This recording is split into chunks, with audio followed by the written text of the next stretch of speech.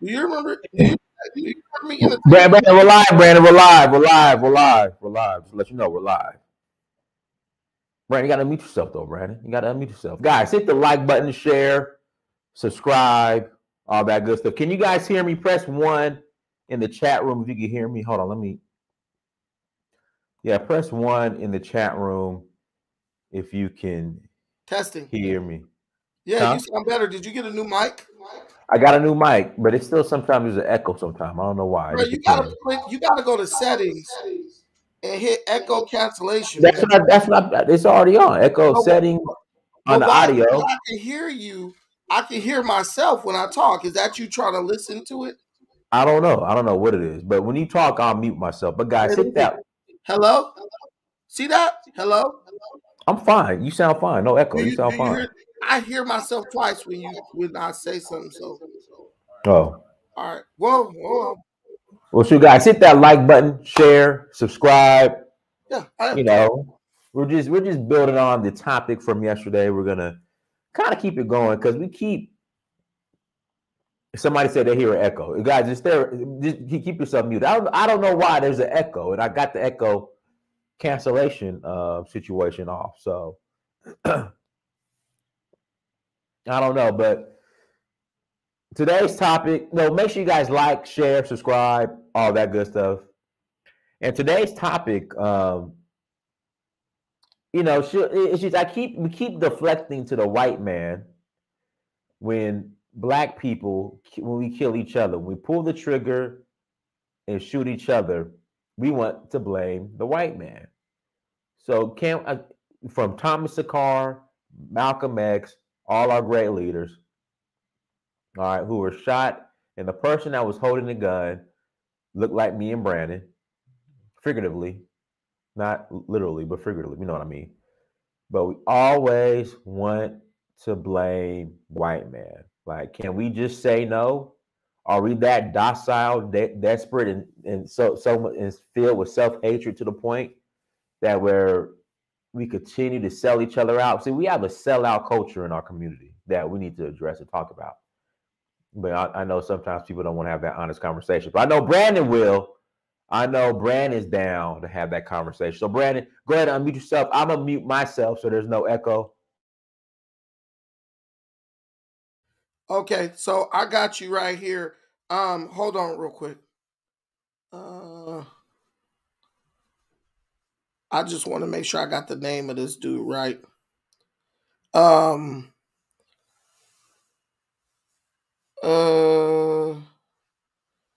yeah, Blaze. Okay, so yeah, so Dinus, everything is that we're seeing now is a reflection of the greater Black society or greater African society on the planet. We talk about corruption. We talk about people killing people and doing certain things. We got to understand that us as a whole, we are complicit in anything that happens with our people. I'll give you a perfect example. Look at the guy who killed Thomas Sankara. Blaise Capiori. If I pronounce his name wrong, I'm not French, right? That everyone in Burkina knew that that guy was the person who orchestrated the killing or assassination. And not to cut you off, Brandon, he was in power after the assassination for like almost 30 years.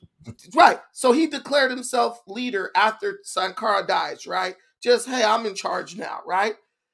Not only did the people of Burkina push back, not only did they fail to push back against that, they allowed this man who assassinated this guy who everybody's praising, right? Oh, he's the man. He's Africa's Che. Oh, he's an upright man. They let the upright man get killed and then sat quietly under the tyranny and dictatorship of the man who killed him. See, Dinus, Black folks got a real devilish type of mindset. We all this stuff you see, oh, we're the moral compass. We love what's right. Black people don't love what's right. Black people love what's right now.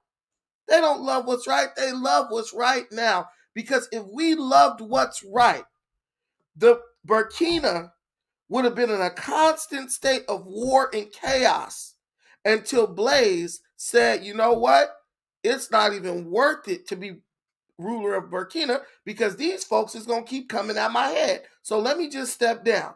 No, they sat there quietly. Okay, well, I guess he's in charge now. You know, and this is what I talk about with Black folks even in America.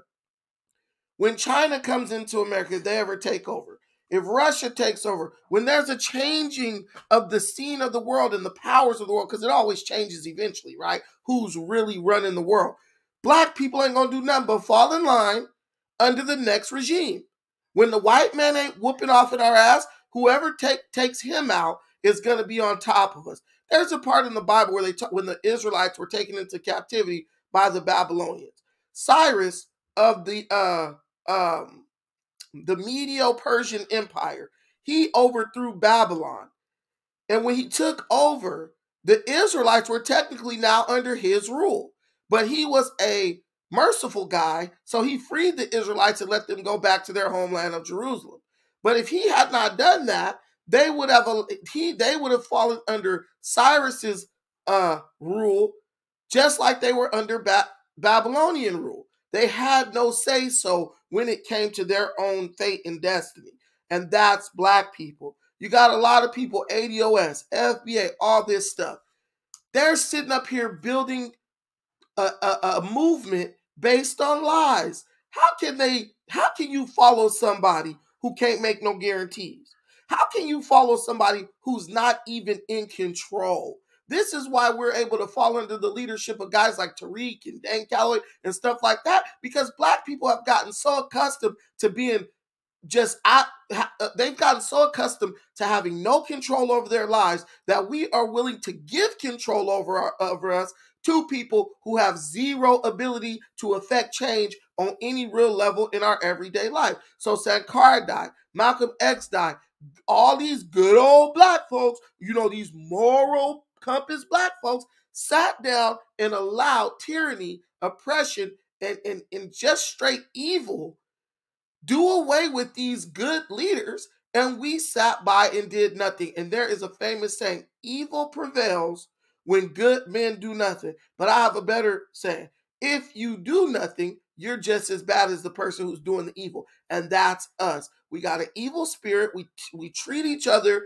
We behave in a devilish way with one another, and then try to pretend like when someone does what we do every day on a larger scale, that somehow we don't approve of that. We are Blaise Compaoré. We are the Nation of Islam who killed Malcolm X. That's who we are, because if you looked at the way those people behave, killing their best friends, killing good men, and then you look at the way we behave as a people, we are more closely aligned in behavior with the ones who committed the treachery than we are with the ones who were good. That's why even Malcolm X, even Thomas Sankara, the majority of black people did not follow them.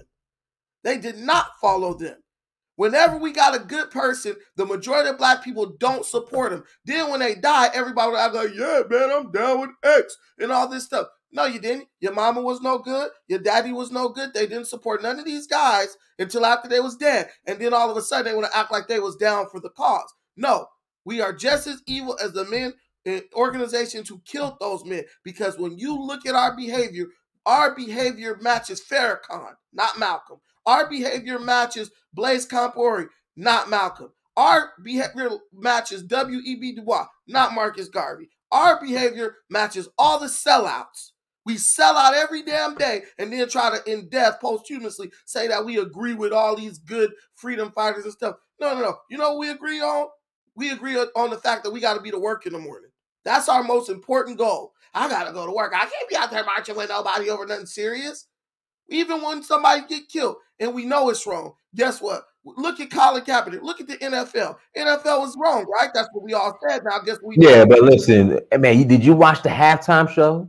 Bow Wow. You watched the halftime show? No, I wouldn't even watch it. I didn't even watch it. Babe, did I watch the Super Bowl? No, but Brandon, was crazy. I thought we were boycotting the NFL in the name of Kaepernick and Brian Flores, but everybody was watching the halftime show. And then they were trying to, listen, Brandon, they were trying to rationalize watching the halftime show, talking about it was our halftime show, but I ain't watched the game. But I watched the halftime show. Our halftime show. Listen, bro, let me tell you something, Diners. Let me tell you something, and I didn't even put out my video about this, and I should have, but I didn't. Look, Snoop Dogg and Dr. Dre didn't even get paid to perform at halftime. As a matter of fact, Dr. Dre paid $7 million to do that halftime show.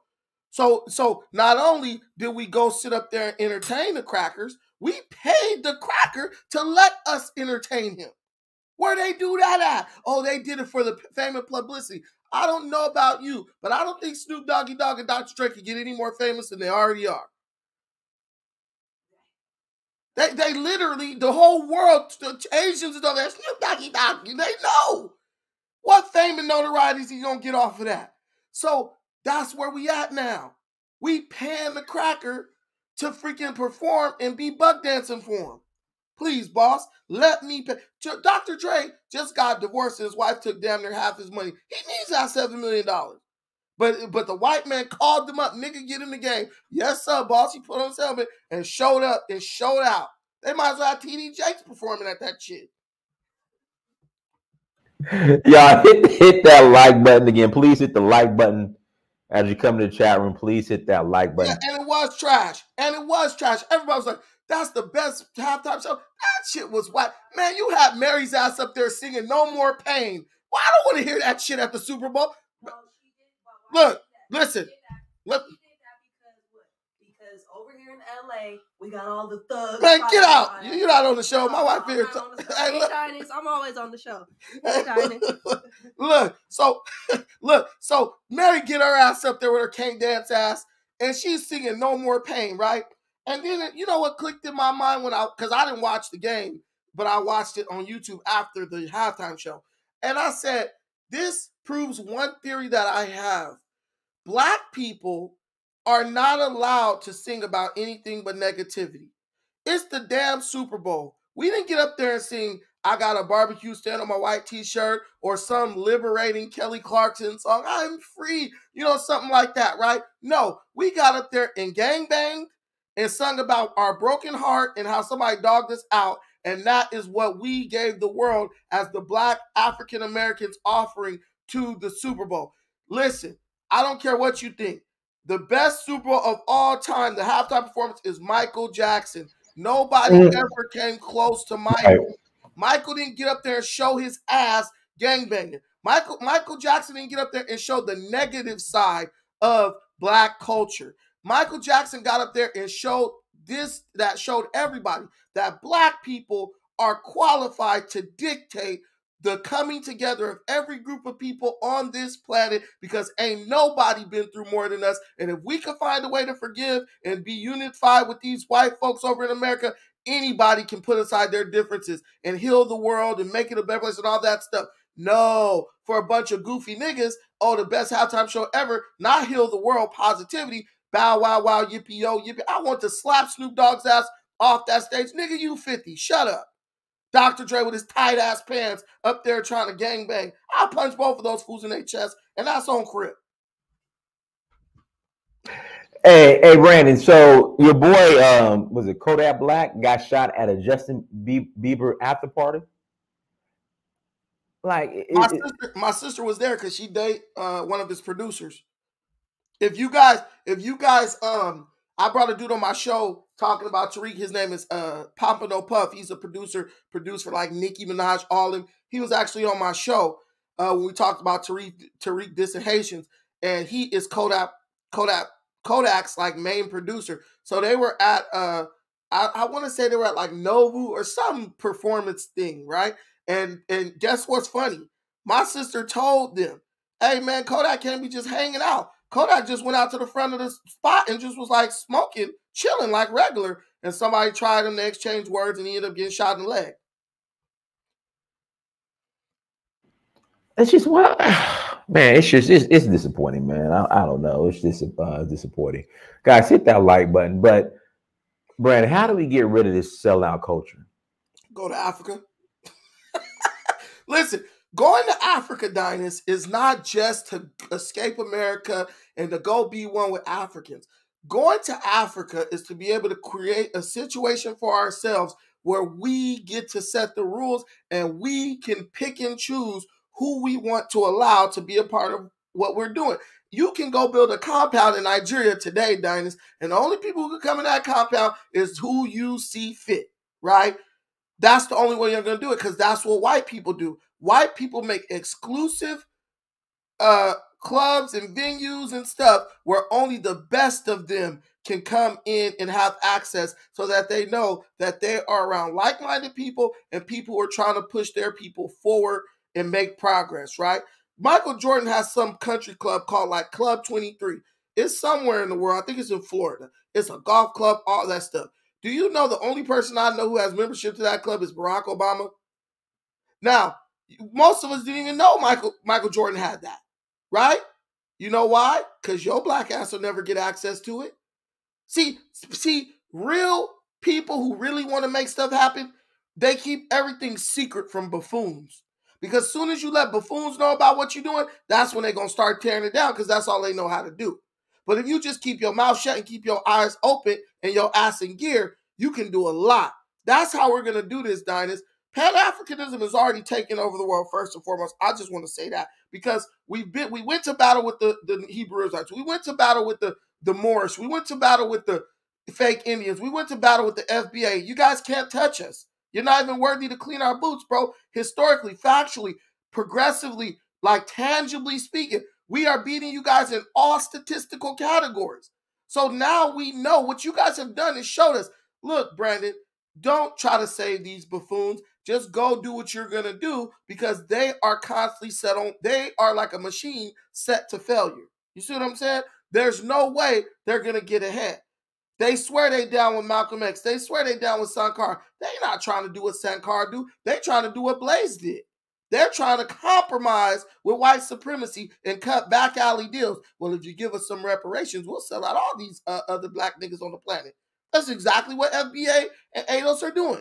Hey, Mr. White Man, we will throw them other black people on the planet under the bus if you just cut us some type of check, some type of monetary compensation. Is that not what they're doing, Dynas? Right or wrong? As a matter of fact, they like, look, as a matter of fact, we going to start beating them up right now. And maybe if we beat them good enough, y'all will see us and then cut us some check later. Don't got no type of contractual agreement, no guarantees, but already buck dancing for massa, like showing up to dance and sing and not even getting paid, dude. Mm-hmm. Hey, Brandon, how do you feel about this comment? I'm not going to Africa until that reparations check hit. Well, What's your thought of that? Black ass here. I don't feel no way about it. People like that don't go. That's like saying I ain't gonna go get no pussy unless, you know, somebody watch my kid. Look, dude, look, that's on you. You're not hurting nobody but yourself. You're not. Black people are dumb. They say individual things like that's gonna hurt us. Do you think more African women for me, dude? More jollof rice for me, dude? I don't even want you in Africa. All Africa need is me. That's it. Cause the way you Negroes is so watered down, I'm about as good as 12 black people. Just me by myself. So we don't need you. If you don't got no real skills, you can't teach nobody nothing. Bro, I got my friend Eugene in Sierra Leone right now begging me, Brandon, please come teach us jujitsu. Please, we need that. These boys over here need that type of discipline and training. He's begging me to come to Sierra Leone to teach jujitsu. And I'm like, I'm going to come out there. I'm going to be out there. He's like, please, man, we need you over here. He was born and raised in Atlanta. And now he moved back to Sierra Leone like 3 years ago because he was like, I want to go back to my country and help there, right? So listen, bro. Look, I don't know about you, Dynas, but I don't think well, maybe they do want that. Well, I don't think dropping fries at Wendy's is something that Africa needs right now. So keep your Walmart ass in America and do what you do here, which is nothing, and we'll go over there and let the grown folks handle the African relations. Because half of y'all Africans don't like us. Nigga, I don't like you. Your own mama don't like you. Your daddy left you at a young age. He didn't even like you. But you want to force the African to accept you. No, your daddy didn't want you. The Africans I don't want you. Brandon's turning against black people. You damn right. I will freaking beat you up on behalf of some Africans. You know why? Because you'll kill me on behalf of the white man. We're not going to pretend like we just was born. We might have been born that night, but not last night. See? So we just got this treachery, Dynas. Look at the young boy just got killed. Drakeo the ruler. Yeah, but them the same fools talking about, oh, Brandon, Africans don't like us. What? When I walk through Inglewood, I don't walk through Inglewood for one, but when I go to Inglewood to give me some Jamaican food, and I go to that little shopping center right there. Well, hold on. You going to the wrong spot. Best Jamaican food is Aki Bamboo in Lamert Park. Best Jamaican food in LA. That's not true. That's not true. First hands down. Nah, hands down. It's slid, bro. It's slid, bro. When I go to Lee's Caribbean Market and I give me some oxtails and stuff. Is that off of hold on. Is that off of La Brea and No, it's off Prairie. Not a Ralph's. No, it's off Prairie and Century. Nah, man. Aki Bamboo. Listen, man, whatever. But when I go over to Inglewood to go give me some Lee's Jamaican food and get me some sweet red peach desserts. When I get in that parking lot, I'm not worried about them Jamaicans or them Africans. I'm worried about niggas, because that's who gonna try something. So don't play me. We are living amongst Africans and everything else, and I guarantee you, in your city, when you walk down the street and you think, oh, somebody might try to come rob me, I guarantee you're not worried about it being an African or Jamaican. Dynas, you live in Atlanta. Plenty of Africans, plenty of Caribbeans. When you worry about getting your ass blown off, are you worried about that happening from Jamaicans or immigrants? No. You're worried about some black old drill music listening to a dude who's under the influence shooting you, probably trying to shoot somebody else and actually hitting your ass. And oh, man, I'll give you a prime example. My friend Hustle, he just got shot 7 times, right? He didn't get shot by a black person. He got shot by some Mexicans trying to kill another black person. The Mexicans actually called the ambulance for him after they shot him by accident. They called the ambulance for him after they shot him by accident. So who do you think we worried about? Not no immigrants. Somebody, you got gassed them up. You got some feedback. Gas them up. Go ahead. You got some feedback though. Well, go ahead. Okay, you hear me? Yeah, go ahead. Okay, so listen, basically, like I said, man, I've been trolling you guys in the comments of recent. I'm just playing around, but look, I agree with a lot of what you're saying, Brandon. But there is one part, and the gentleman who came in, I think on Dynasty's last conversation with the sister, I believe she was from Sierra Leone, and the dude, kind of got real tribal in the politics and everything. I think the part is that we have to be somewhat careful about is we have to understand that even in Africa, you got a lot of sellout coons. I'm in Nigeria all the time. And when, I told Dynasty the other time, I was in Downfall. I'm not one of those Nigerians in Benin Island. I'm out there in Ajogula, right, where the Nigerians don't want to go.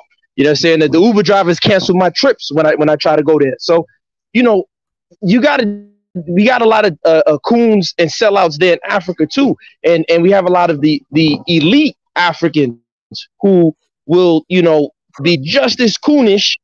And so I guess I'm saying all this to say that I'm loving what you guys to take it a step further and create platforms. So like what Brandon said, bringing, for example, jiu-jitsu or martial arts, Muay Thai, boxing, things like that. And where we can create our own communities, because in my opinion, what happened during the transatlantic slave trade was there were those who didn't want to go along with certain changes, and those people were betrayed. And so we need to go back with people like Dionys, Brandon, and like-minded people who are going to be sensitive to the local customs.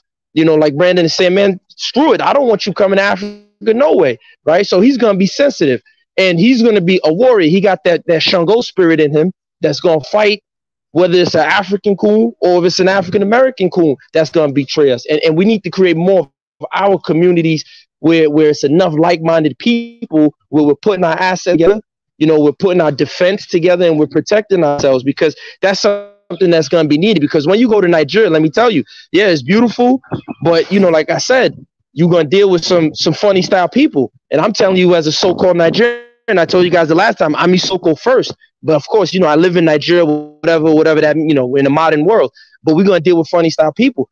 Dionys, you've been there. They'll tell you, why don't you have that, go to church? That is not good, Dionys. You should be going to church, and Jesus is God, and stuff like that. That's how they're going to come at you. I don't hang around those types. I don't hang around those types in Nigeria. I don't get that. No, I agree.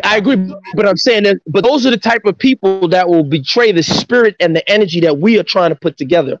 And so we need to understand that as like-minded African people, and we need to understand that we need to put things together to where we're protecting ourselves, we're supporting ourselves financially, you know what I'm saying? And we're doing everything. So when we go back to Africa or the Caribbean, or even we create a community, we can make Garvey's dream come true, where we can get natural resources from Africa and bring it, to America. I end with this. When I was in the South, I stayed in Alabama for a couple of years. I used to tell them dudes in Alabama, like, man, I don't understand you guys. Y'all got all this land and y'all hating on me because I'm so-called from New York. We could go, you could get this land, you can start growing food, we can start buying groceries in New York and Philly, and we don't have to worry. We can, open up grocery stores. And they was looking at me like I was crazy. So, we can make Garvey's dream become a reality again, where we're getting resources from Africa, bringing it to the Caribbeans, where we're taking the talent and the skills, because let's be real, arguably the most talented and skilled Black African people are here in America, whether they're African immigrants or African Americans, because they have exposure to that Western system. And we can create that, triangular trade in reverse to our benefit. So they did it against us to their benefit, and we can do it for our benefit. That's all I just wanted to say. But, I want to hear what you guys think. Man. I'm the guest. Shut up finally. Look, okay, we heard you. But what I'm saying is this. Here's the thing. I want you to pay very close attention to this next point I'm going to make. You might miss it. You are Nigerian. So you are qualified to talk shit about Nigerians and to call them out on their BS. I am not Nigerian. Therefore, I've never even been to Nigeria. I don't really know nothing about it. So I can't get on the internet and talk shit about Nigeria and, oh, I'm from this part. But guess where I am from? I'm from America. My people are here in America. So I'm qualified to talk shit on them, right? So that's the whole thing. I said this when I went after Renee X. Only a person from a place is qualified to speak about that place where and call out that place on their problems in their BS. Let me give you the prime example. You see how everybody's turning on me? Brandon, he's a coon, he's this and that, he hates Africa. You guys sound probably just like the elite of Burkina Faso when Thomas Sankara did the things he had to do to make his country independent of colonial aid and all those things. Those elites over there talked down on him too. They even hated him to the point where they killed him, right? Because most people who are fucked up, they don't want to hear you talk about where they're messed up and what they need to do to fix the situation and put the situation in the favor of the people. So when you talk against me, when you say, oh, Brandon's blaming all this mess on us, no, I'm blaming our mess on us because we love to take credit. We paved the way for y'all to be here and we did this and we fought for this, right? But at the same time, you got to think all the things we didn't do right, all the things we didn't get right that perpetuated the problems that we face to this day, right? Like when we gave up our economy, right? We gave up our economy to go sit next to white folks. I made a show on my video on my channel yesterday when I was at a restaurant, Diners. I don't know if you saw it. I was recording the front door of this restaurant. Yeah, I seen it, and I posted that link about them Hebrew Israelites getting kicked out of Israel. I don't know if you seen it. I saw it. I watched it too. So I recorded the front door of this restaurant, Diners, and I said, look, Martin Luther King, everybody else, they took a whole ass whooping to be able to walk through the front door. And I said, it's so cold, they had a chair blocking the door, Diners, so the door stayed open. I said, so we took the beating to walk through the front door. Now everybody walking through the front door. Here's the reality. The shit that black people fought for in civil rights wasn't worth shit. So I'm never going to sit up and tell some African to be thankful for that. Because if you really wanted to impress somebody, what if you would have built your own universities and independent schools that was on par with theirs? Then an African came and went to that. Then I'll be right with FBA. Yeah, y'all coming up in our schools trying to talk trash. Oh, y'all coming up in our universities trying to work in our corporations talk trash. I'll be an FBA soldier. But I ain't about to sit up and tell nobody to kiss my ass for a bunch of pointless accomplishments that didn't move the needle one way or another one. We got beat up to walk through the front door of a restaurant, to sit down and rub elbows with Susie Cracker, dude. That shows you FBA. So when FBA tries to lord that over Africans, that shows you that our mind is messed up because we still think that rubbing elbows with little Sally Rottencrotch at a damn lunch counter is something of value. That means we don't have the mental capacity to differentiate things that are of value from things that are worthless. You remember Melvin on Baby Boy, guns and butter? Remember that whole speech? Guns and butter? See, y'all don't know shit about the butter part. You know what I'm saying? All y'all know is the gun part where you go use to go kill each other. See? So I know, oh, there's messed up parts of Nigeria. I get that. Guess what? A Nigerian come at me crazy, I'm going to go give him some lotion for his ashy ass ankles. That's all I got for him. Look, bro, I can't tell you about your country, but here's a little bit of this moisturizer. Take that to those Achilles tendons, my brother. Beyond that, I'm going to talk about what I know about, and that's black folks in America. And I'm going to shame them and give them tough love until they say, I'm tired of you talking about me. I'm going to go ahead and change my life and do better. Because what they say, if you knew better, you do better. And I'm going to let them know. All right, so we got Bakari. Bakari, go ahead and unmute yourself. What's going on, Dennis? Thanks for letting me on your panel. Peace, Brandon. What's up, guys? Up everybody in the chat. Look, man, look, I'm going to say, first thing I'm going to say to white people, the title, Thomas Sankara and Malcolm X, right? That's no and yes, right? The reason I say no, because black people did the work. But the reason I say yes, right, like, they know black people, even not just them, even with us in the streets, right? With black people in the streets, when you're struggling to survive, right? They know they can put something there. And people, your first. Okay, but Bakari, how was, we'll take for example the William Bradley, one of the people accused of killing Malcolm X, and then there was the other brother, Talmadge X, I think his name was. How were they struggling to survive? Well, no. See, okay. No, I said they pulled the trigger. Malcolm X and Thomas Sankara, no white people. I was using them and I was just talking about it. I was adding on. But no, black people pull that trigger. Black people kill them. Can white people be blamed? No, because you don't have to take white people money if they gave them some money. But those are people fighting for power, and they only wanted power over black people. And because we still don't understand, because like what Thomas Sankara did, right, was a great thing. I hear people talking about what's the guy from Libya? Him. But Thomas Sankara did what he did way before him, right? And guess who took Gaddafi out? Who took Gaddafi out? Obama. Yep. So they did what they did. And Thomas Sankara came back, he gave back, and he was building their country. But it was greedy black people who wanted to be in charge, who was willing to accept trinkets as long as they have power, and they were not concerned about building other black people or building that country. The same with the NOI. They were willing to do whatever as long as they can stay in control. So that's why I said, no, the white people didn't do it, but I was saying... In control of what? Oh, in control of their little organization, right? Malcolm was a threat. You understand? Malcolm wasn't just a threat to the NOI. Malcolm was a threat because Malcolm was able to get black people to come with him. You understand? So Malcolm wasn't just for Muslims. Malcolm was for black people. So Malcolm was a threat because he built the NOI. Elijah started it. Malcolm built it. So he became a threat. So I can take these little coins and then I can still put up this front is what the NOI did. And I can remain...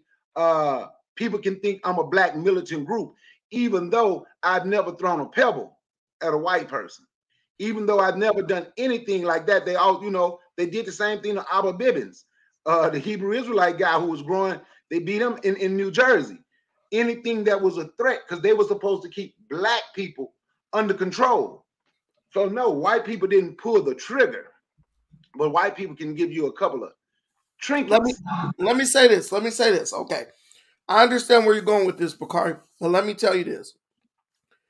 The first thing we all have to understand is this. White people don't do anything until black people come to them asking for it, right? And let me tell you why. The last thing white people want to do is create a martyr. A martyr is the worst thing you can create, right? So if you kill somebody like Malcolm X at the height of their popularity, if you kill somebody like Martin Luther King at the height of his popularity, if you kill somebody like Thomas Sankara at the height of their popularity, they become a martyr. And a martyr is stronger dead than alive because he represents an ideology, right? And I think there's a famous saying by Thomas Sankara, you can kill men, but you can't kill ideas, right?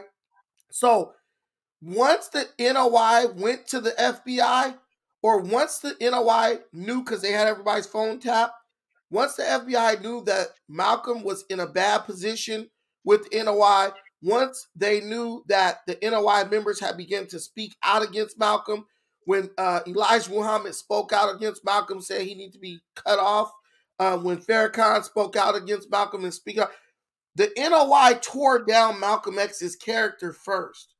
And that was the green light to get rid of him, right?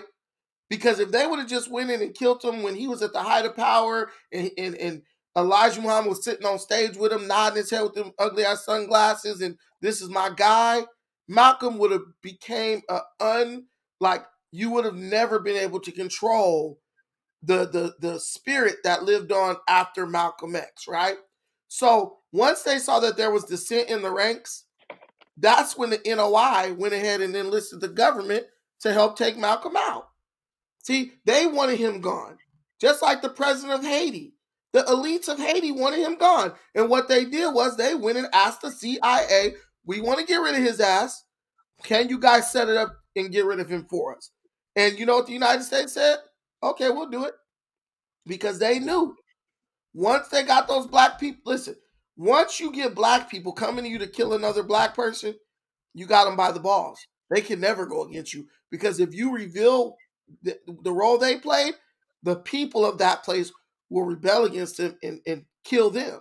See, so now the United States will control Haiti for the next 50 to 100 years just based on that alone. Go ahead.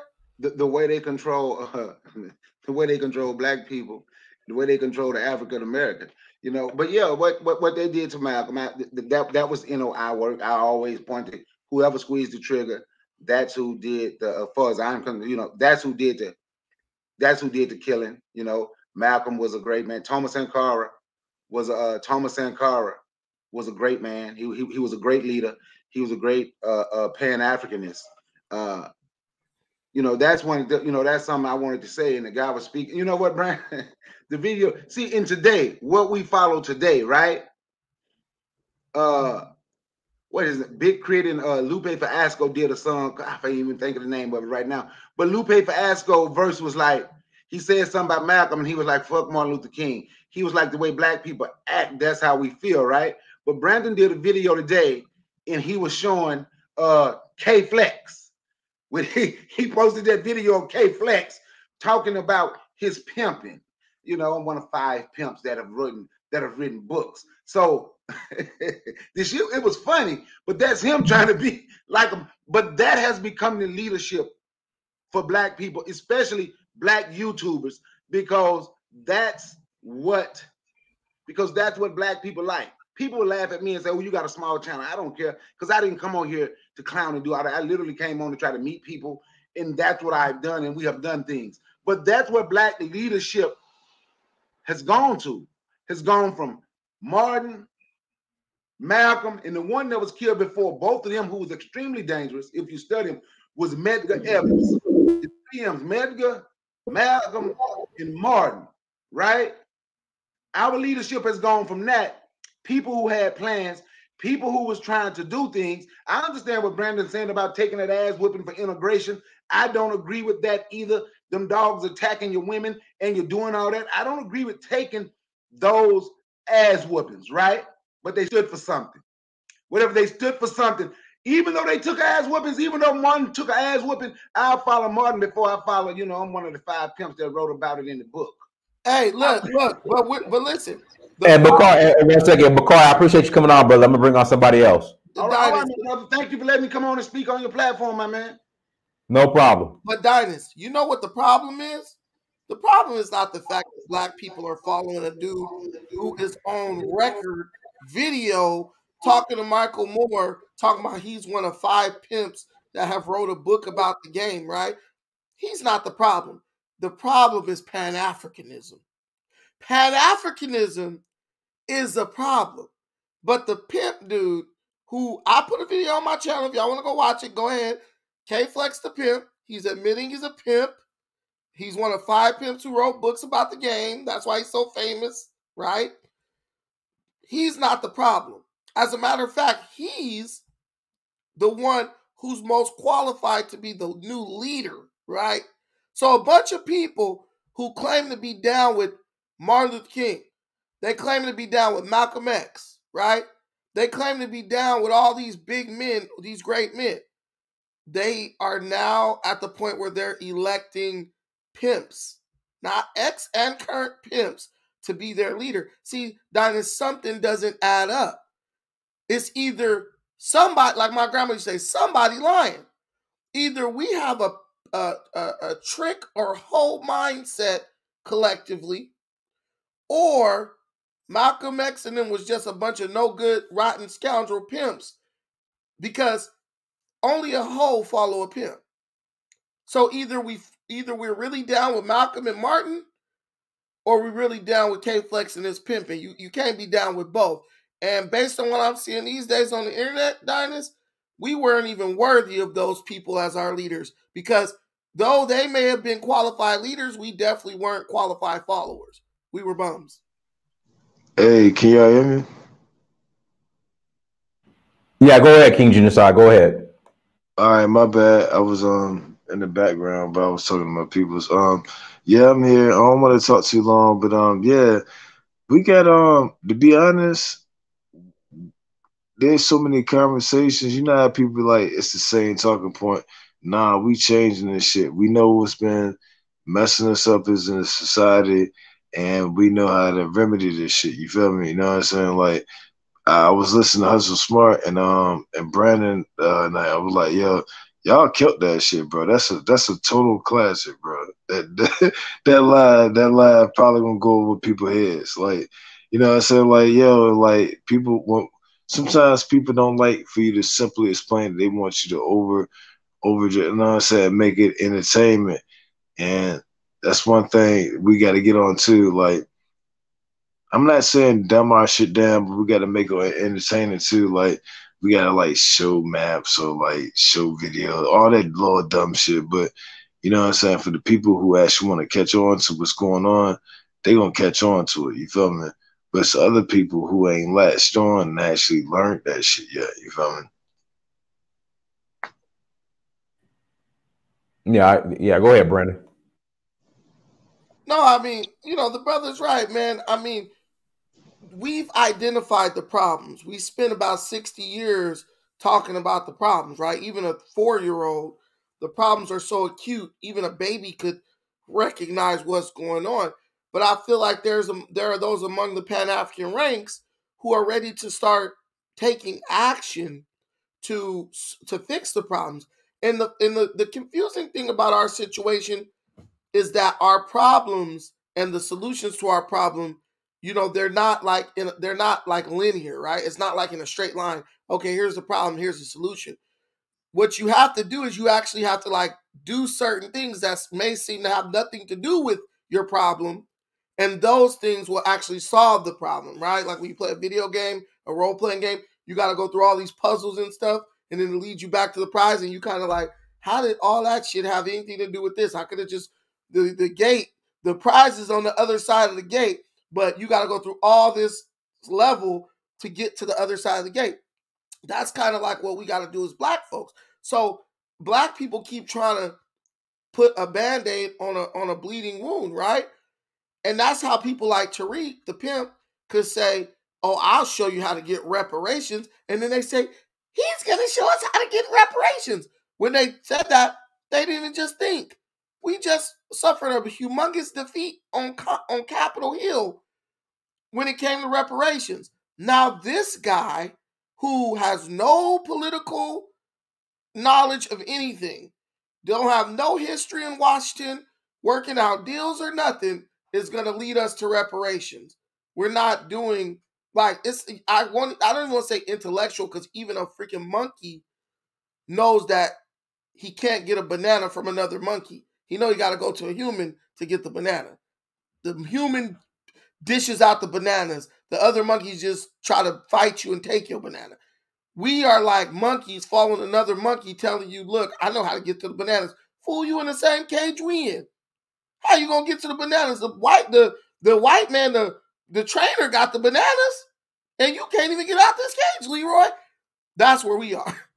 We're a bunch of monkeys in a cage following another monkey in a cage, as long as he has confidence. And do you know that the root word of the term con man is confidence? So when you put your confidence in these people, 9 times out of 10, they're running a con on you. Hey, King Genocide, appreciate you coming on, brother. All right, I'm just gonna get some more callers, man. All right, gotcha. No problem. All right, Jay Bones, go ahead. Yeah, good evening, man. What's going on with you, fam? What's up, Brandon?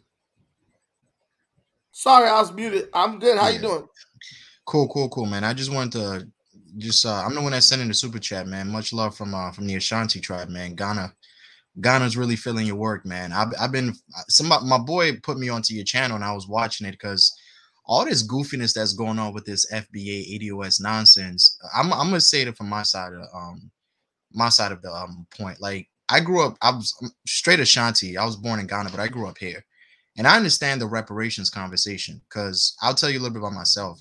I know what the reparations situation it could be. I support African Americans 100% with that. I think y'all deserve it. I think you should get it. I wish you would get it tomorrow. You understand what I'm saying? I wish they would write the check, whether it's 14 trillion or 15 trillion or whichever number it is. I wish I would get it tomorrow. Personally, I've seen it myself because I've received reparations. A lot of people don't know, but Africans, some of us have gotten reparations before. Like my grandfather, he fought in Namibia. This is during the time when the Nazis, they came onto the shore. And if y'all, a lot of people don't forget, if the Namibian government got reparations, like a lot, like they got like probably like 500 million or something like that. And it might not seem a lot, but when you look at the population for Namibia, it's only a few million that live there. So it did a lot. It changed the game for them over there. But this thing that Tariq is doing is really throwing like a real big, like 50 steps forward and 100 steps back. Because I've seen a lot of African Americans go into Ghana and going into places like Tanzania, and they making a lot of money. Like I personally know a brother from Baton Rouge. He went into Ghana, starting like a fishing company, and he's a millionaire now. He started before the pandemic, and he's made buku bread. So in the back of my mind, I'm looking at the situation that's going on now, and I think Tariq is really fucking this shit up for y'all. Because the people that's really doing this Pan-Africanism thing, it's like he's kind of like really, really muddying up the waters. Because you got some of the Nigerians calling us, in the Ghanaian community, they're like, yo, do you know anything about this? And I'm like, I might know something. Do you know something about this? And then the Haitians are talking to Jamaicans. So this thing is really about to get out of hand. I think this is just the beginning of it. Because the way that brothers is talking, the Africans and the Caribbeans are kind of talking to each other. I have a bad feeling this is not going to end well. I'm not even going to lie. I mean, here's the thing. The internet is a real powerful thing, right? And I agree with you. And I warned against this a while back because this is how it starts. This is FBA, right? Black Americans. We so tough and we wish they would, right? We wish they would. We'll do this, we'll do that. Police kill your kid. What you do? Nothing. Just cry. So we think we're tougher than we really are. Like most black people can't even fight. Like real talk, Dynas, I'm a fighter. Most black people cannot fight physically. They cannot physically defend themselves. I've been in the gym. I've been training martial arts for a long time. Every now and then you get a brother come in there, I want to try this and stuff. And he gets worked his first time. And 9 times out of 10, we quit. If we walk in and we're not the best person in the room, we quit. That's why we love basketball and that's why we love boxing, because anybody could throw their hands wildly and might land a punch and knock somebody out. But anything that requires technique and skill, usually we don't want to do that, right? I watch these celebrity boxing matches. I watch that dude who's always trolling Bosco. He fought some other dude in a boxing match. 2 dudes on the internet. This guy Bosco supposed to be from Inglewood, some type of big time gangster, whatever. Bro, the dude couldn't fight. Neither one of them could fight. I was like, wow, they really can't fight. So, black Americans, we think we're so tough. But you're not that tough if you constantly getting your ass whooped by the white man. You're just not. And you're not that tough if every time somebody kill your kids, you just go cry about it in the street. See, like tough people are tough. People who are gangster are gangster. They go fight if somebody do something to them. We're not that. We think we are, but we're not. We've grown soft. Don't nobody get tough in comfort. Ain't nobody a grinder when they could walk to the county office and get GR and get $200 a month, food stamps, and a homeless voucher and have a place to sleep for the night, right? So we can talk about buck dancing, all this stuff. It's like, bro, listen, somebody who took a raft to get to a place, like put their life in danger, bro, that person is tough. Because I ain't getting on no raft. If I was in Cuba, if I was in Cuba, bro, I'll just be in Cuba. Fuck it. I'm just there, okay? I'm not getting no damn raft in shark-infested waters to get nowhere. I eat bananas for the rest of my life. I eat the leaves on the bananas before I get in that damn raft, right? So we just have to understand, like, though there are those among us who are black Americans who, we about that life, overwhelmingly, we're way too comfortable to really go fight anybody, you know? And we're also too scared of what the white man's going to do to us to fight anybody. Oh, no, I ain't trying to go to jail. This is my last point. Dinus, do you know why Mexican gangs took over the prisons in America? And Why? How? This is why. Mexican gangs took over prisons in California because the black inmates were too afraid of the repercussions for fighting back. Mexican inmates, they have a chain of command. So if the general tell you, yo, you got to go stab that dude, they can't say no or they get killed, right? So you got dudes who might go to jail for a traffic ticket or failure to appear in court. By the time he's done for the weekend, he ends up with a life sentence in prison or 25 years because the general in their car told him to go stab some other guy in another car. Black people to this day are losing in prison to Hispanics because we are afraid of the additional 5 years you're going to get if you do this, the additional 10 years you're going to get if you stab somebody. This is the facts. This has come from the mouth of people who are currently in prison. We are so afraid of the repercussions. We many times refuse to fight back. There was a riot. My friend was in a riot in prison. The Mexicans told the blacks, look, any of the blacks who don't want to fight, go stand over there in the corner and we won't touch you. Anybody who not in that corner, getting messed up. My friend said it was 40 of them in a dorm. He said by the time dudes went to that corner, he said it was 11 of them left to fight like 60 Mexicans. So we're not going to fight anybody. I don't know why we keep on acting like we're going to do that. We're acting like, yeah, we'll do this and they do that. No, we won't. We're afraid of jail. We're afraid of doing anything that's going to land us in jail. We're afraid to lose our job. So I don't even want people to believe Black Americans is about to fight anything or anybody.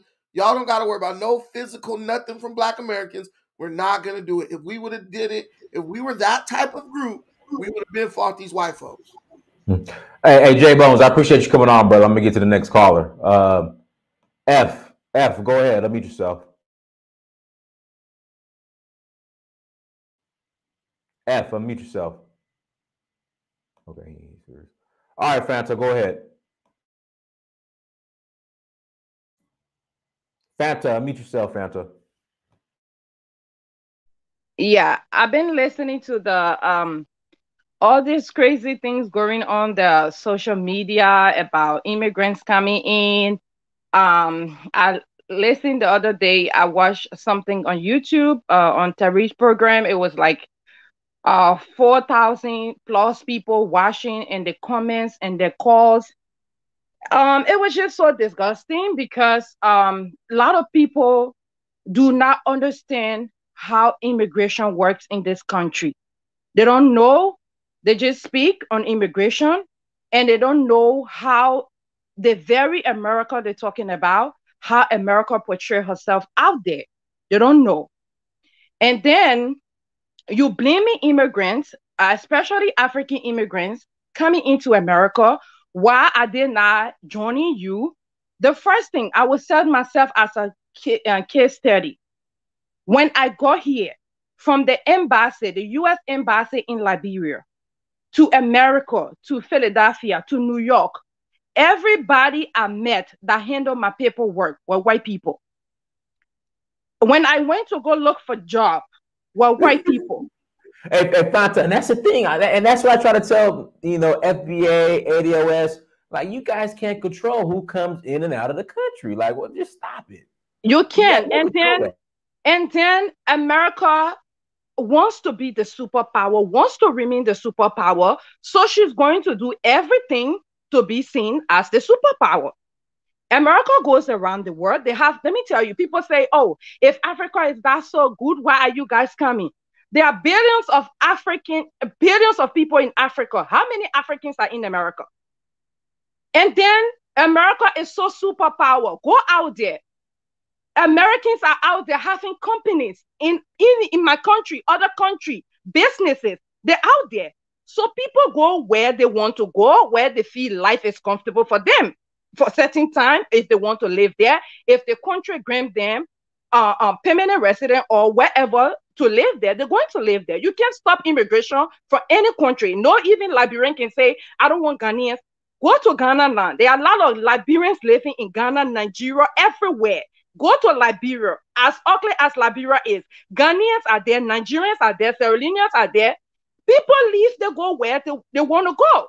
So if you're thinking like, oh, they're coming here, one thing, and then they say, oh, they're taking off our jobs. That one thing I want to say to people, some people feel comfortable, not everybody. I've met a lot of Black Americans. I've met people on the job. Guess what? I met a girl, young girl, maybe in her late 20s, and on the job, they sent me to cover her shift. So I'm like, why are you taking off? She said, I'm on government support, and the government is going to stop paying for my rent in New York if I make certain amount. And Dennis, to be frank with you, the job pays you $1,000+ a week. Your apartment is $850 in New York. So if you're working, you can afford to pay your rent. You don't have to limit yourself because you want a government support. And then she said she can only make $600 a month. They're going to stop if she makes more. She's going to pay, and the government going to take her out. Just that. Then hey, now, guess what? Wait. She's just what is that? Wait, hold on, guys. She's unintelligent. What she should have done is started an LLC, had the job pay her LLC instead of her, and she could have kept on working and making all she could, and they'll never would have been able to credit that against her government. And let me say something. Yeah, let me just finish, and then now this is what happened. Her shift now, right? This is how people think our immigrants are taking over their job. Just case study. Her shift now. Every employer looking for somebody who is reliable, who is committed to their job. They took her job and gave it to me. Now, what are you going to say? You took over my job? No, you left your job. Fanta, let me say this, right? Anybody who says that is a freaking idiot, you know? Let me tell you something about America for the most part. Like I said, you're a new immigrant. You probably don't understand something right here, right? People have been working these type of jobs for generations, right? And everybody in America wants to get to the next level. It's called getting a bump up or a thing. The problem is this: we have a large numbers of Black people right here in the DMV area, Virginia, Baltimore, and everything. The hardest jobs, the most jobs in the shipyard are African Americans. You know, the civil service, African Americans. You know, many generations. But you cannot basically say to the next generation, you're going to go do my hard job. So that's why a lot of Black, this generation is want more. They feel disconnected because they don't want your shipyard job. You gave 40 years to a company, right? You got a pension, right? No other group of people. Immigrants can't do that. You know, Nigerians can't do that. Only African Americans will work 30 years in a job and collect a pension and then pass it down to their son. That's not happening with the immigrants. Immigrants want the bag. They want it quick, fast, in a hurry, get rich, go back to their country and everything. Mexicans, whatever, like that, you know? So the African Americans sitting there in the thing, and it's disingenuous because the Black people in the South here, they're not in no threat to be replaced by anybody because nobody wants to work 40 years in Newport News shipbuilding, Virginia shipyards, everything like Shipco and everything. No immigrant's going to do that for 40 years. The Mexicans will give you 5 years and go back to Mexico and follow money back to Mexico. So this disingenuous thing, they get Black people worry about immigrants taking their jobs.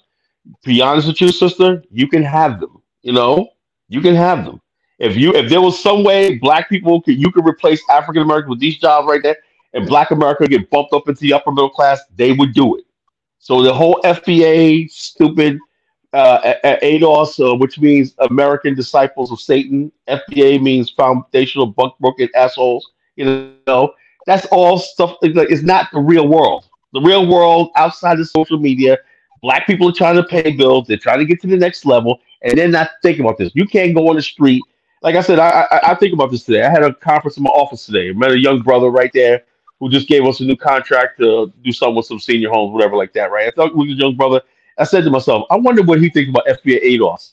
So I laughed to myself. This brother probably don't know what the fuck I'm talking about. You know, nobody knows this stuff except for people who are on social media, Twitter, and everything. The majority of African Americans wish you well. You're a Liberian sister. My fiance is Liberian. You know, we wish you Yeah, well. Come over yeah. here, get your money, get your I'm money. just saying that because it sounds and then most of these Yeah, shows but try that's to the call on social them. media. They don't you don't understand how immigration works. And some of us, we come in this country, you don't know how we came. Everybody here not on the same program. They never came with the same immigration program. But I don't came you on a don't have to diversity apologize. You visa. don't have to apologize for nothing. Yeah. So You don't have to you apologize don't for know nothing. Are you here what the legally? law. Are you here legally? Um Are you here legally? yeah, Are I've you been here on a legally? diversity visa program. Right. Okay, So all right. That's all you need. You're legally here to be here, right? You don't have Yeah, to explain anything to anybody. yeah, and they don't understand. And then they say, some people, some not everybody, because I have good African American friends, workmates. Some will say, "Oh, Africans don't like us." You don't. Why are you fighting to be accepted by You know, that somebody? is so. Why do That you is need so. that? That is so. Like, Let me even say in the something. immigrant community, I'm Let, not in the Nigerian setting. I'm not in Ghanaian setting. let I'm me in let me ask you a Liberian question. setting. Let me I say do something. myself in Let me Liberian say this, setting. So, like, sister I Fanta. don't Calm care if down. Let me say Nigerian something. love me. It's just hey, crazy. Hold on. wait. Fanta. When that Yeah. white Let man me at say your something. job say shut up, do you shut up or you keep on running your mouth like you're doing Check right this now? out. Check this out. Sister Let him Fanta. Sister talk. Fanta. A lot of African Americans don't like African Americans, right? The biggest divide in Black America is Black people who got money and live or so like that do not like Black people who come from the hood, ghetto, and everything. That's the biggest hatred, in Black America. It ain't Black immigrants and all like that. This Adolf stuff is just trying to rally Black people together and everything. It's not working because everybody knows the Black people who got money don't socialize with Black people who don't have money, don't have position in society. That's just the way it's always been like that. Your Liberians, the Africans are more united across class lines and income lines than we are. We got people out there, they'll use us to get us to think a certain way, to buy their products and cape for them when they get in trouble with the white man. But the bottom line is black people who got money and everything like that do not socialize for the most part with black people who don't and everything. So that's the biggest issue. It's not African immigrants. That's the fault. And I wasn't talking about that Malcolm X situation, brother. You Yeah, know, hold on. Well, about hold on. Let me get Q Butter. Go ahead, Q Butter. You've been Wait, waiting. Dinus, before you get him, can you highlight Victor Aloka's comment real quick so I don't forget it? Because everybody Uh, needs to hear that. White, it let starts me with white America. let me find. Oh, here we go. Here we go. All right, Q Butter could talk and then I'll comment on this Go ahead, Q Butter. Yo, what's good, Black family? What's good? What's up? Black power, black power. You already know what time it is. Yeah, I personally, I was listening to the conversation. I think this shit is a bunch of cornball shit. If you're a real Pan African, just focus on building with the people that you can. This ignorant people in every facet and genre and community around the world. There's gonna be black people that don't want to work with you in New York. There's gonna be black people that don't want to work with you in Atlanta. There's gonna be black people that don't want to facts. work with you in Nigeria, everywhere. And you can find with the internet, you can find. I was just on your show, yo, bro. Dinus, look, within 48 hours, I already got 4 different locations, and a possibility being, what's it, Abuja, Nigeria? And I was just looking at, what's it, Koloko? How you say it? One more time. I heard Abuja. What was the other one? I think it's Koyoko, something like that. But that's Abi literally, I'm looking for spots. Abiyakuta? Yes, I'm looking at spots right now within like 48 hours of being on your show. So if people are really serious, like, you know what I mean? Like, I'm already talking to a brother that can hire you out there. There's a brother that's in Texas that's linked up. If you want to work, just bill. If you want to, and it's not that hard to do work. It's $2,000 for 60 square meters of space in Nigeria. So any Pan African in 2021 talking that shit, it's only $2,500 a year for a spot, y'all. Homeboy told me he can get somebody to work full time for $200 a month. So any Pan African talking that Pan African shit in America, what's up? It's not that hard to do the work. Don't worry about anybody else talking that shit. And if you can, any Black American talk about, oh, what about Black America first? I'm in New York City. I got 2 locations for your black ass. We can work in New York. We can work in Atlanta, Fort Worth, Texas, anywhere black folks is at. But all this extra talk is just bozo shit that pushes the algorithm. Everybody knows Facebook got exposed for putting out the algorithm states that negative and hate speech drives the algorithm. They already got exposed by that. So we should all know anything that's going to drive hate between black people is just going to get pushed on these social media platforms. For sure. All right, go ahead, Kala. Wait. Let me comment on this real quick. Okay. Go ahead, Brandon. So see right here, Victor Aloka. White America are carefully creating hate between African Americans and African immigrants. This is what the whole show is about. How is white America creating hate amongst us when the faces of this shit are black people? I don't see one white person going online saying, Black Americans, these black immigrants are really your problems. I only hear black people doing that. White people have no benefit. They benefit in no way from black immigrants and black Americans fighting. We all black. They don't care. They'll shoot us in a heartbeat or deport those immigrants. They out of here instantaneously. It's easier to get rid of an immigrant than a black American. So why do they benefit from it? They don't. This is what we do. The shit we're doing, we try to say someone else is doing it so we can absolve people of responsibility. No, you got a pimp on one channel doing it. You got a fake Indian on another channel doing it every day. I don't hear no white people doing that. But this guy, Victor, is like, look at white people trying to divide black Americans and black immigrants. And if you're ignorant enough to listen to these people and let them cause you to feel a certain way against your brothers and sisters from Africa or Cuba or whatever, you just have low intelligence. And even your own people aren't going to be able to use you for anything, because nobody who's ruled by emotion can benefit anybody at the end of the day. Because even if you stick up for FBA today, well, the white man's just going to come in another day and use you to undermine what FBA doing. So you really not fighting nothing. You're just revealing yourself as a mole or a traitor to be used by whoever's able to manipulate you emotionally. Yeah, I just want to say first of all, before I start Malcolm X, I see this fine, cute Nigerian girl with this goofy ass basic Brad today in the post office. Really got me upset. I was sending some mails out today, some mails out one night, just really having a good day, and I see this shit. Not to be racist, nothing like that, but and I heard a Nigerian accent, and I was like, oh, nice body, beautiful, and she's with this goofball, man. I mean, I'm like, what the hell's the world coming to? Well, anyway, besides the point. Anyway, about Malcolm X, right? And I listened to you guys the other night, last night, and it's like this. Like as my family told me this. My family from Harlem, Harlem. The Nation of Islam was probably one of the most organized. Like, people underestimate the strength of black churches and organizing black people, holding events and stuff like that, organizing people, and to do long distance traveling and revivals and all stuff like that. Just basically keeping a registry, all the stuff like that. It was really good, really good. The Nation of Islam, right, was said to be our moral uplift, a moral uplift. The gist of the Nation of Islam was, even in the Christian church, was sin, drunkenness, and all the fornication, love of the white man, love the white flesh, love of all this stuff like this, eating a pig, all those things are detriment, right? So if you clean the black man up from dope, chasing after the white woman, loving, admiring, like I said, Malcolm X, before he got in Nation of Islam, he wore his light skin as a badge of pride, and they told him it was a badge of shame. So, in many ways, the Nation of Islam is not just Muslims; it's fundamentally something that's rooted in Black American history. The white man is our antagonist; he's a devil.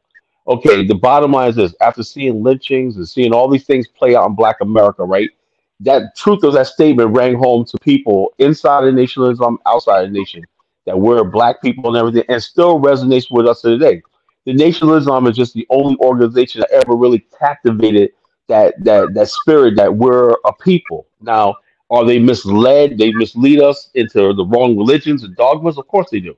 But the gist of the fact that, look, slavery, they never denied the Martha the slave trade. They never said that were aboriginals to America. They never said that we were. They said we're lost tribes of Shabazz. That could have been anywhere. They said Mecca, but they always talked about slavery. Malcolm X always said talked about our plantation. You will never hear Malcolm X say we were already here and all this kind of Aboriginal Indian and everything like that. In fact, Elijah Muhammad actually said the Indian didn't do nothing to land. So what did that tell you? He was distinct from the Indian. So if you look at the original teachings of the Nation of Islam, it was like just that wasn't Pan African, enough. It just wasn't Pan African, but it was rooted in Black America history, African American culture, and the African American creed that would just stick to, yeah. Colin, we sit up and talk about we the Native Americans of this land, but we built this country.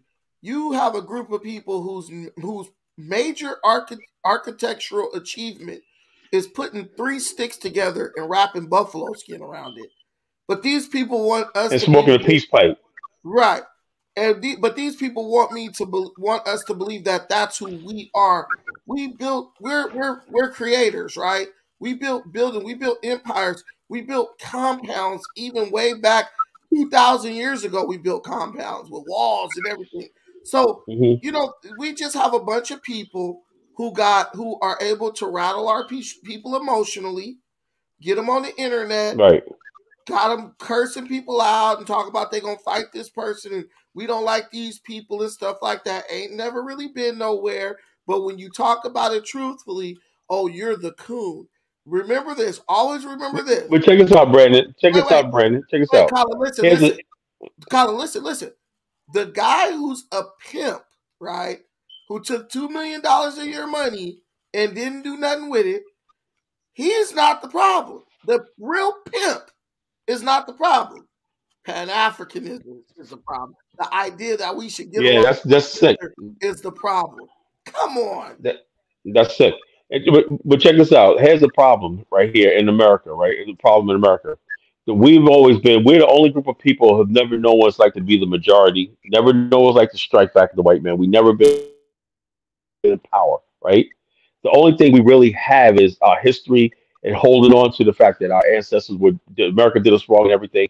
And so what happens is this: when you get up there and you see a black man before the national anthem or football game, and he holds his hand on his heart, and white people are saying one thing. They're saying a pledge of allegiance and all stuff like this, right? And to see the black man salute the flag that enslaved him and everything like that. Remember in the '68 Olympics? Remember that in Mexico City when they raised the fist to the American flag and everything? That's defiance. The Nation of Islam always stood for black defiance, right? Not Pan-African, but black defiance, right? Malcolm X segued it into Pan-Africanism and geopolitics, right? Malcolm X, there's one book everybody I think I should get is Malcolm X, his last speeches, right? It was the last speeches before he died. That book was published in 1990. This guy, one of his followers was in Peru. The guy had to go to the Andes Mountain, I believe it is, to find this guy living in seclusion to get these last videotapes of speeches. That book right there, even more than the philosophy of Marcus Garvey, his last day speeches, right? Malcolm X told all the stuff that we're going through right now, he predicted. He predicted. He said, look, he said about the American government. He said, look, the Democrats are racist, the Republicans are racist. He said Democrats are more racist than Republicans, right? He said no people or no group of people that can oppress a man based on his color can call itself the moral authority of the world. And he said the civil rights movement was a farce, And so therefore what Malcolm X was saying was so profound on the world stage, right? He was actually bringing an indictment against the very idea of America, right? He said that. He said the black man in America, his presence is the very idea of America. So think about what I just said. His very presence in America. You're a black man. We're Africans. We're stolen Africans, right? Inside of America. All of the $1 trillion, $2 trillion we've generated goes back into America. At that time, Malcolm X was talking about all the money that we give back to white America. To get the amount of money that America gets out of black America, they'll have to go to war. They have to build tanks, build everything. They get $1.2 trillion out of us every year without even firing a shot, And so this is what Malcolm X was talking. This is what Malcolm X stood about, geopolitics. So he said the next phase of our history is we build ourselves up here, and make the transition home to our. And the end game is returning to our people in Africa and building Africa. He said there was no. He said we're gonna create the Organization of African American Unity, and we're gonna create the technical pool, and the next generation is gonna have options. All right. So all the stuff we're talking about now, that's what Malcolm X planned. And so therefore, this guy was so dangerous to the establishment, right? Now let me talk about the Nation of Islam, right? Now, I've heard hearsay, and I know for a fact, right, that a lot of churches in Black America were covers for criminal activity. If you're a criminal, or drug dealer, or anything like that, or money laundering and everything, you hide in a black church. Bumpy Johnson did it and everything like that. There was a lot of members of the organized crime, the mafia syndicate that wanted Malcolm dead. You know, the New York City mafia. Some people believe Bumpy Johnson was behind it. My uncle Nate was one of the heroin kingpins in Harlem. Right? He talked to my uncles about what happened with Malcolm X and everything. There were people that were pushing dope in Harlem, right, under the guise of the Nation of Islam, right? In Philadelphia, look it up, the Black Mafia family, Newark, all these places. Why? Because there was no money coming in. People are dirt poor. And you could talk all the black economics stuff, but if you're not making up money and everything, if somebody comes to you and tells you, has some dope and everything, right? You're gonna do it. So Malcolm X was about to expose the criminal activity in the Nation of Islam, not the Nation of Islam thing, but criminals had infiltrated the organization, right? They stopped talking about righteousness and everything like that. They stopped talking about abuse, all the stuff that you're not supposed to do. And then later on, after the Nation of Islam, right, other groups start popping up. And let me tell you something, I love my 5% brothers, right? And to me, they're the ones that kept it real and everything. But a lot of my 5% brothers, they talk about righteousness, but they're selling dope. They're into prostitution. You see what I mean? Malcolm X said, "Yo, wait a minute here. And we're supposed to be about righteousness and everything. How can we have a leader that's doing all kinds of inappropriate things with young girls?" That's the whole reason why we were sent here to deliver our people. The people are like, "Yo, we don't want to deliver. People don't want to be delivered, but we look good while we're doing it. We like our NGT, with the Fruit of Islam dances and everything." So it became pageantry. And instead of the delivering the people, it became worshiping a Messiah, Elijah Muhammad. He started out as a messenger. I'm the messenger. I'm just a messenger. He said, "I'm the messenger." Because look, then he becomes a Messiah. Why? Because the ignorant Negro mind. We're sick as a people. It's the same thing that happened with Tariq. Same thing that happened with all these other people. You know they're doing wrong. But you need a Messiah. You need somebody to believe in. You don't want to do the work that it takes to clean yourself up, to build yourself up, and do what's right in the world. You look to other person. I can send Tariq $200. That means I can go do what the hell I want to do now. See, there's no shortcut to salvation. And that's the problem we have in our community right now. When somebody falls, instead of saying, "Yo, you had your time." Jesse Jackson had a illegitimate baby at the age of 62 and whatnot. Jesse, it's time for you to hang up your hat and go home. No, we so forgiving.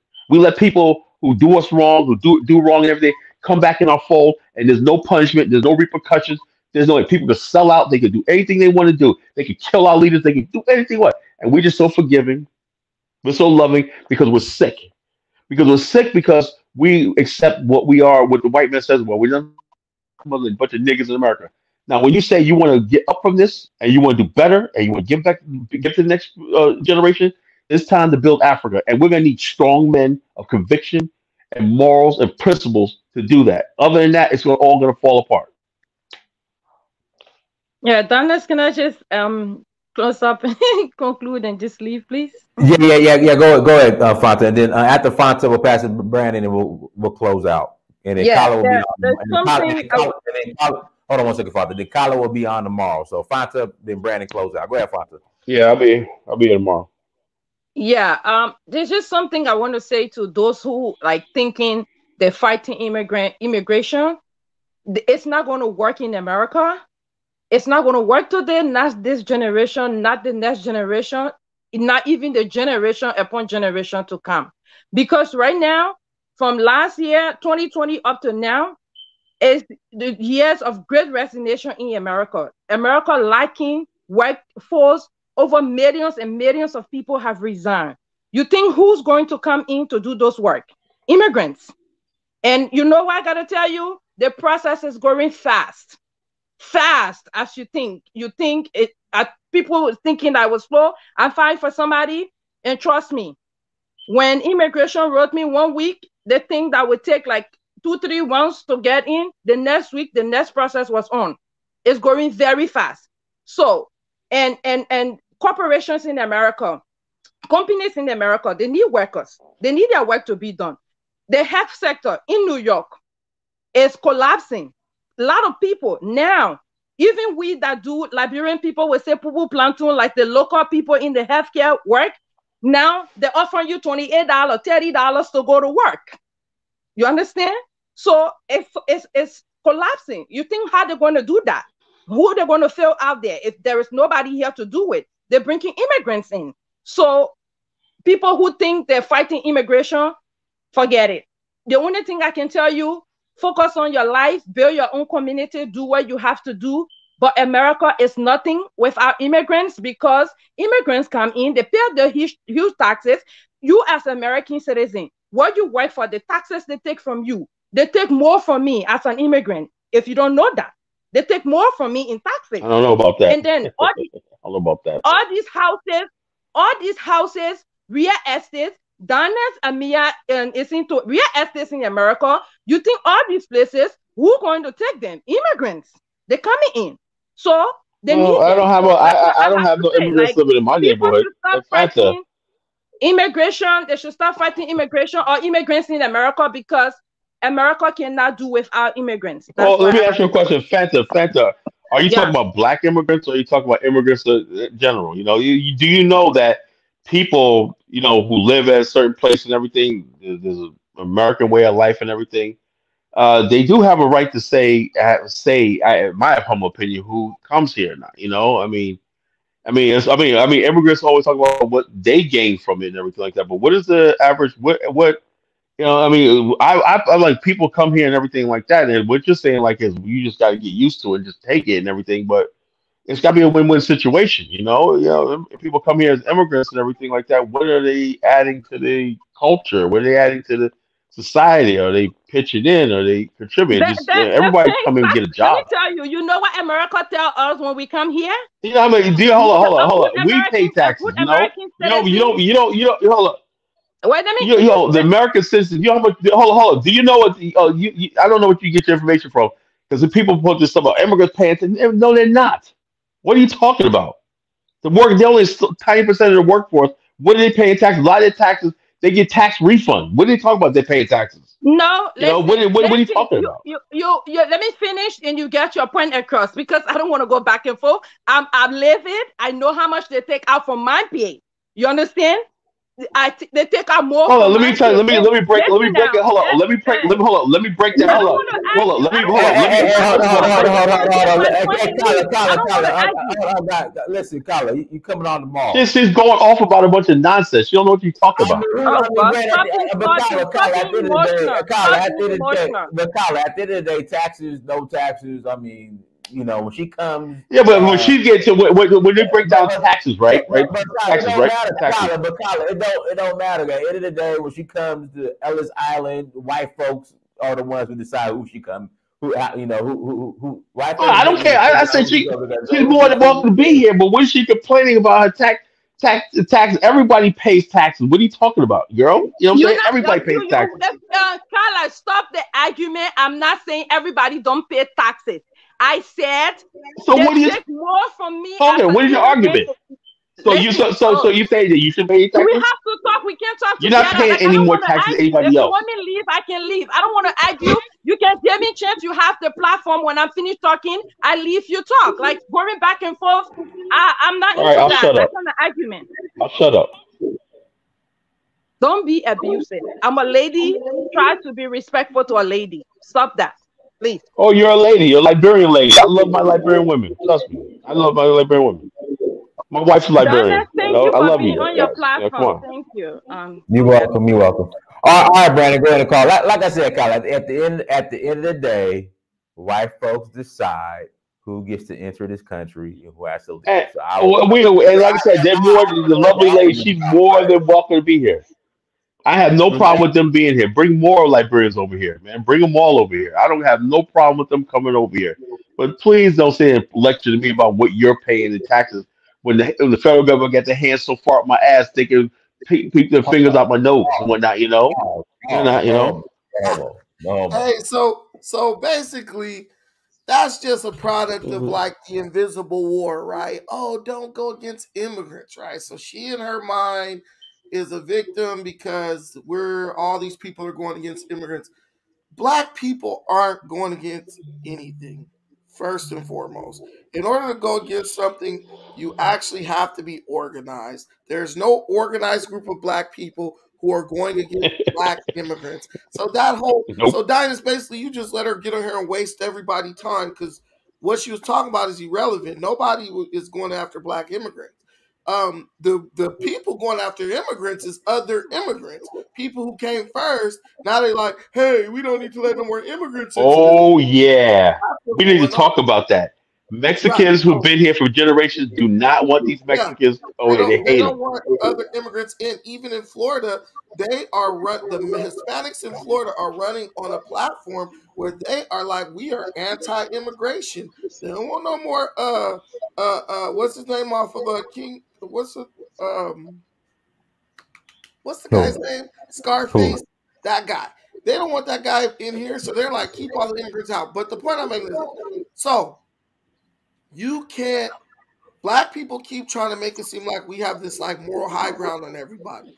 But when you look at our history, we are more aligned with the people who killed the freedom fighters, the revolutionaries and stuff like that, than we are with the actual revolutionaries. For example, look at the Black Panthers, right? They killed what's his name? Fred Hampton. Fred Hampton. They killed all these guys, right? What did Black America do about that, Dinus? A movie, Judas and the Last Messiah. And we went and watched the movie of the dude who betrayed Thomas.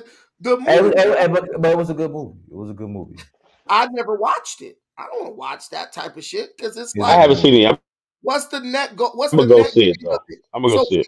So we go and watch movies now about how white folks or how black folks betrayed other black folks, and we've created a situation where white people can make multiple millions of dollars saying, look, nigga, look how you guys betray each other all the time. And we find that entertaining. So we are not a group of Malcolm X's, Black Panthers. We're not that. We are a group of traitors. And we commit the highest form of treachery because we betray our own brothers, our own sisters. We betray our own ideals, our own principles, right? We betray our own values. Black people used to have values. We betray our own values. So nobody, no black person, even across the whole planet, can come to me and tell me, oh, Pan-Africanism has failed. No black person on the planet can come to me and tell me, oh, this group of blacks undermine us. Do they undermine you more than you undermine yourself? Because the knife that you're stabbing in your own chest. We undermine each other. Right, we undermine ourselves. That's what it is. We're undermining ourselves. In every geographical location on the planet, black people are undermining themselves. And so what it's going to take, no one can be a prophet in their own land. That's a fact. You're never going to get the connectivity or the organizational might that you can somewhere else in your own place. I'm from Long Beach. You know how many people from Long Beach watch my channel? Probably none, right? But people from all over the country will watch it, but the people where I'm from won't watch it, even people who are friends of mine, right?